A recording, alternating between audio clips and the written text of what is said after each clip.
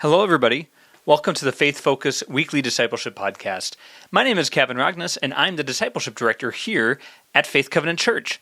I just want to say thank you for watching or listening today, and to remind you to subscribe to make sure you don't miss any of our content. Also, if you can, leave us a review, let us know how we're doing, and if you ever have any questions, comments, or concerns, things you want us to talk about or engage with, please let me know. My email address is listed in the show notes down below. So today I'm going to be kicking off a little mini-series about a book that I read pretty recently. As we all know, we are living in very complicated times, particularly with things pertaining to the election and how do we get information? How do we get good information? There's so much disagreement about what sources of information we should be looking at and how do we find it, what should we share, what should we not share, and so on. A lot of that stems from social media and how do we engage responsibly as Christians on social media. Now, obviously, this has been a very difficult conversation for many years now, and to help process this, I recently read this book called Faith and Fake News, which is going to form the basis of the next couple of episodes. I'm not going to read it word for word, certainly, but I do strongly encourage you to buy and read this book. There may also be an audiobook version as well. I'm not certain about that. But again, it's called Faith and Fake News, A Guide to Consuming Information Wisely. And I thought this was such a wonderful book. It's written by someone named Rachel Whiteman, and she is actually a woman that I know from my time at a church called Mill City.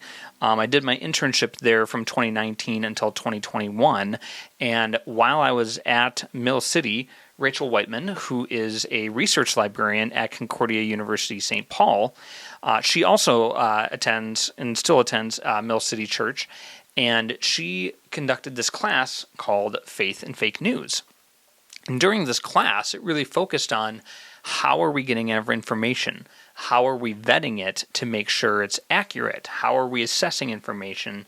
And how does this integrate with our faith walk as we try to follow Christ? So this class was very popular at Mill City. It was very engaging. People were so interested. It was really meeting a need for a lot of people in the congregation. Soon word spread, and Rachel Whiteman was conducting this class at other churches as well. And again, it was just meeting a need of people to help discern how do we interact online? How do we find accurate sources of information? How do we know in this day and age when anything can be posted online, how do we know what's true or not? So she saw a really big need to delve deeper into this, and the result of that is this book. And again, I strongly recommend and encourage reading it. I'm only going to kind of highlight a few pieces of it over the next couple of episodes, but there is just so much really rich, vital information, and I actually considered teaching this as a class, but there was another book that addresses a lot of similar things during these fraught political times, and I wanted to kind of be able to do both concurrently, so I chose to do this one through the podcast, and I think it's a really helpful resource to read this book. So, many of the things that she writes about were so relatable to me. She kind of begins with talking about the challenges of having dialogue with family, friends, neighbors, and coworkers during these past few years because people are getting their information from so many different sources. And depending on where you're getting your information from, that really changes the kinds of conversations you can have. If person A has one set of facts that they're looking at and person B has a different set of facts that they're working at, even if it's the same topic, it's going to mean that these two are going to butt heads if they can't agree on some of the basic information about that situation that's in mind.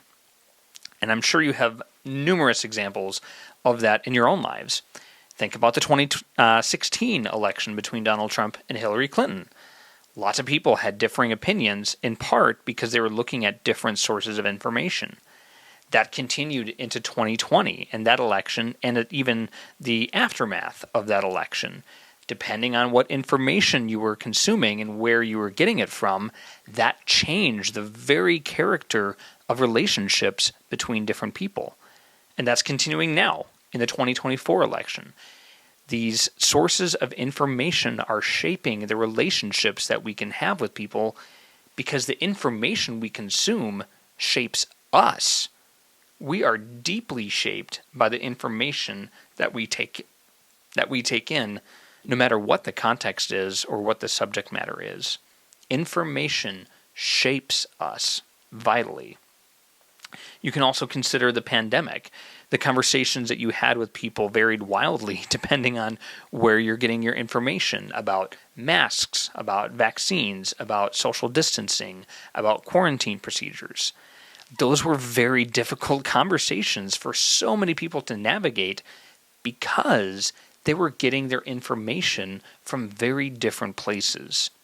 So it is extremely important that we understand that we understand that the ways we get our information shape who we are and therefore shape the kinds of relationships that we can have. Rachel Whiteman also talks about how we need to take from information that are very different from us to help us, and I quote, help us understand the world God created and the beauty and diversity within it, beauty of diversity within it. So what she's saying there is that because people are so different and they're all created in God's image, but because they're all so different, we need to check our inputs and check to see, where am I getting information from? If I'm only getting information from one type of source, then I'm going to miss out on a whole diversity of what God is offering. So it's so important that we check these sources that we listen to. Now, I know it's very easy just to default to the sources that agree with our particular political or social or spiritual viewpoints. And sometimes there is some value in seeking information from such sources. However, if we do that, we're really limiting the scope of what's out there, and we might be missing some really vital and important and true information. So we have to be checking our sources. This is especially true about social media. Most of us are consuming so much information on social media, and it's also very, very crucially important to be checking what information we are sharing on social media. It's so important. One of the things she writes about our time on online spaces, she says, if we approach these spaces, these online social media spaces, if we approach these spaces with the goal of being more like Christ, we step into that space in a way that will be more productive, helping us find truth in current events and other areas. I thought that was such a great point because it reminds us that when we go online, we're not just passively taking in information or sharing information as ourselves. We are ambassadors of Christ. That's what the Bible tells us. We are ambassadors of Christ. That doesn't stop just because we're not face to face with another person. We are still ambassadors of Christ in our online spaces. With that in mind, then, we have to be very intentional about what information we're consuming and what information we're sharing online. We have to strive to be Christ-like on social media, and we often detach that from our spiritual walk, and that's really dangerous. If we're sharing things online that aren't true or are misleading, that's a form of false witness.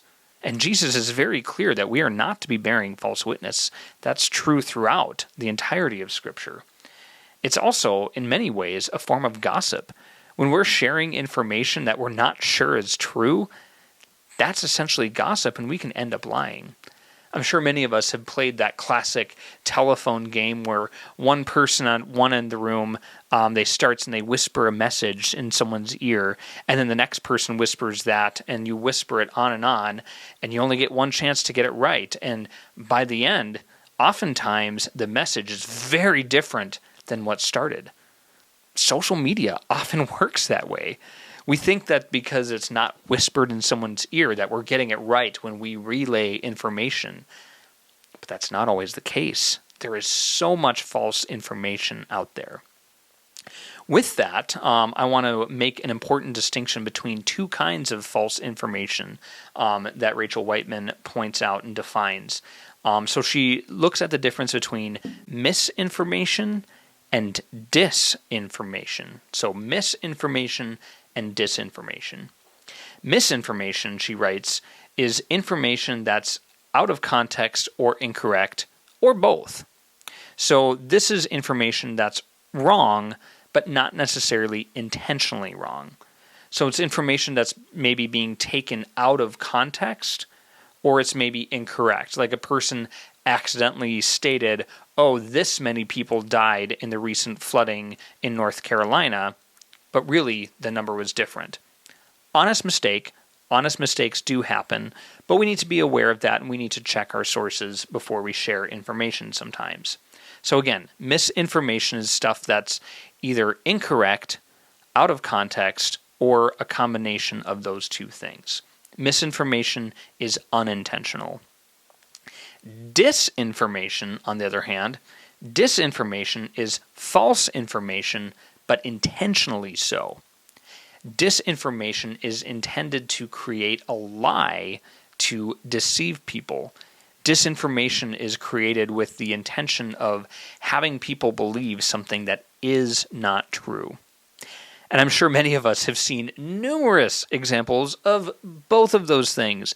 We see it all the time. We see it in news stories. We see it in social media. We see it in presidential campaigns from both sides. Misinformation and disinformation is out there, and we have to be aware of it. And we have to be ready to understand the difference between those two.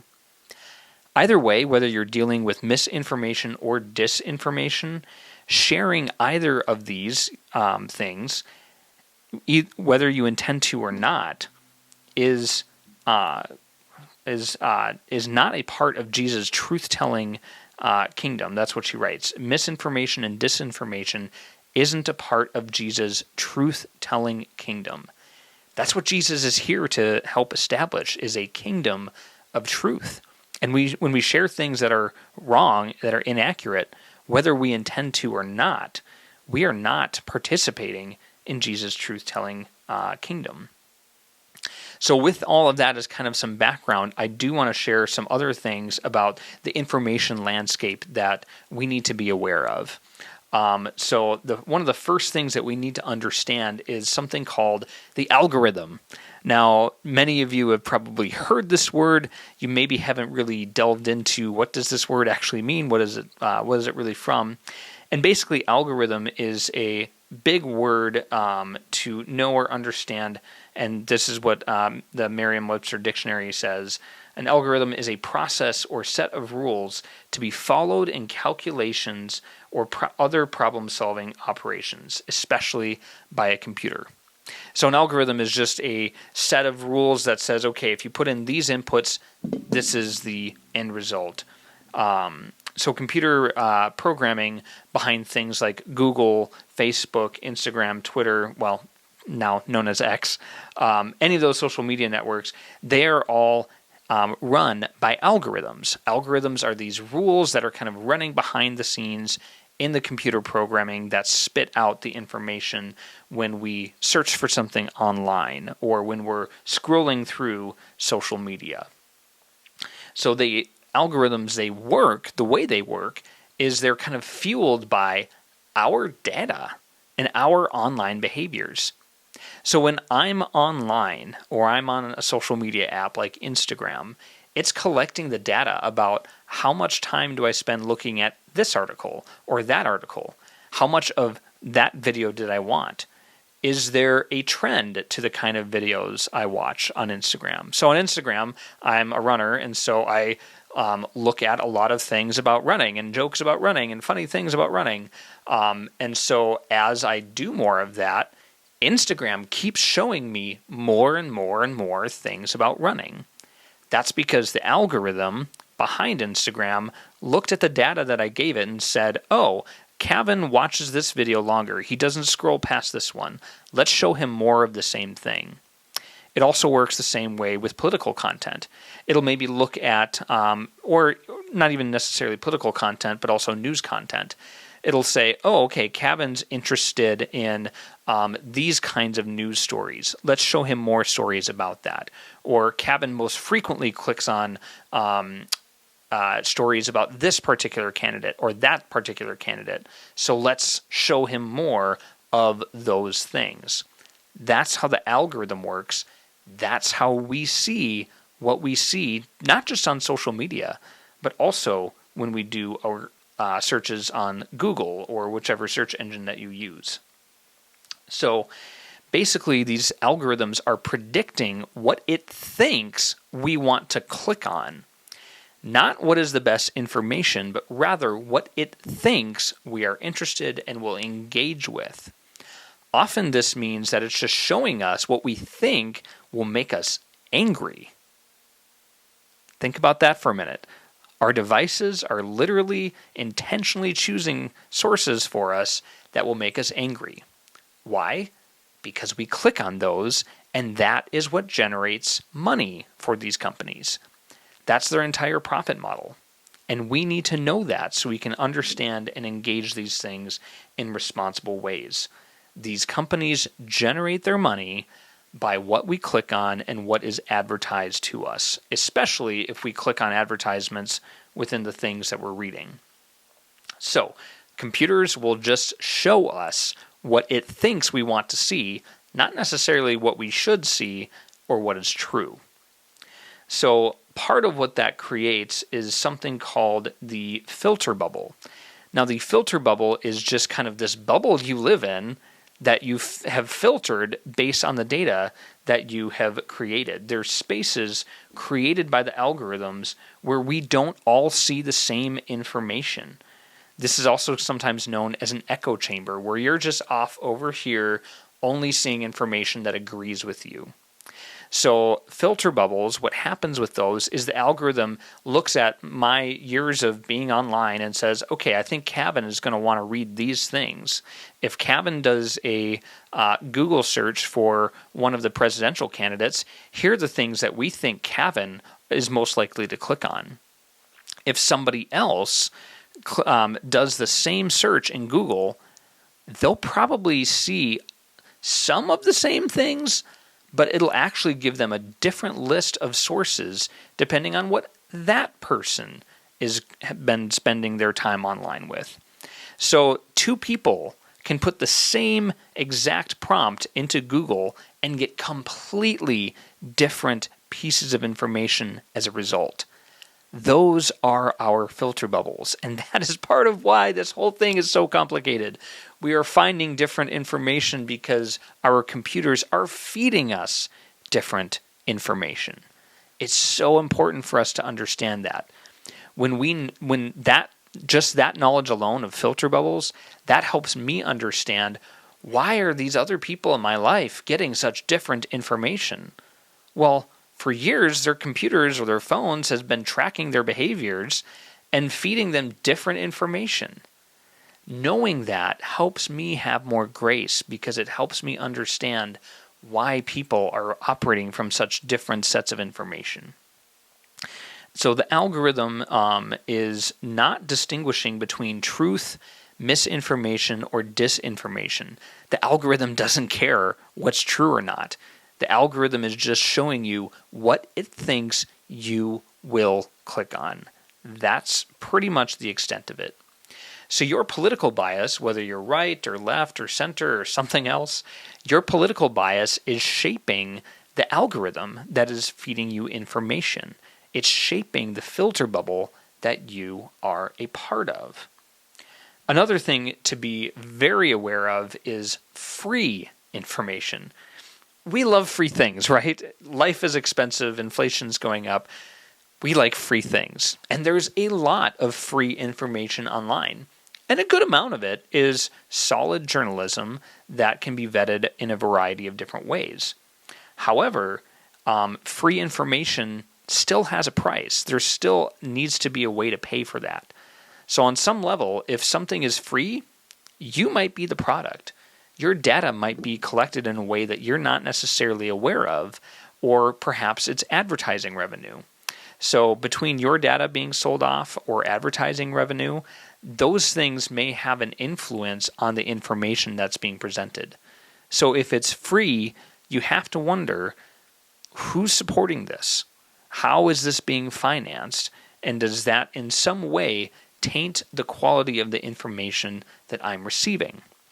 That's not to say that everything that is free is necessarily bad. That's not what I'm saying. But we do need to ask the question of, is the financing behind this affecting the quality of this information?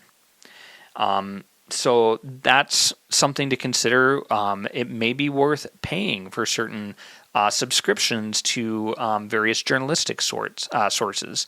That just often means that you're getting a higher quality, a higher standard of vetting and journalistic standards than free information. One last thing that I want to point out kind of stems from the title and stems from a phrase that has been very popular in the last few years, which is fake news. The phrase fake news has been used so much, and oftentimes it only has come to mean news that you don't personally agree with. That is something that we've seen a lot of from both sides of the aisle in the past couple of years. Anytime that something in the news is presented that contradicts or contrasts with a particular political perspective, it's often branded as fake news. In essence, that's a really simple way of just dismissing something and choosing not to engage with it, even though it might bring up some very valid points. So we need to be very careful about how we use the phrase fake news. Oftentimes, again, that just means we don't want to engage with it because we don't agree with it. That's not what we should be doing as Christians. We should be evaluating thoughtfully and prayerfully all of the information that we consume. So that's a snapshot of the beginning, the first part of Rachel Whiteman's book. Again, it's called Faith and Fake News. I highly encourage that you look it up on Amazon or any other major bookseller to seek that out and buy yourself a copy and read it. It's a wonderful read, an excellent resource for Christians during these times. In the next couple of episodes, we'll be getting a little bit more practical about how we can engage with news sources and how we can help vet those news sources and understand, okay, is this a biased source? How do I find one with less bias? It's kind of really hard to find something completely unbiased, but how do we discern what the bias is? How do we discern what is true? How do we discern whether or not this is a good source of information? So we'll be getting a lot more practical in the next couple of episodes. So I just want to thank you for taking any time to watch or listen to this today. And again, I highly encourage you to pick up this book. I'll include a link to the book on Amazon in the show notes down below. Thank you so much for watching and listening. Have a wonderful and blessed day.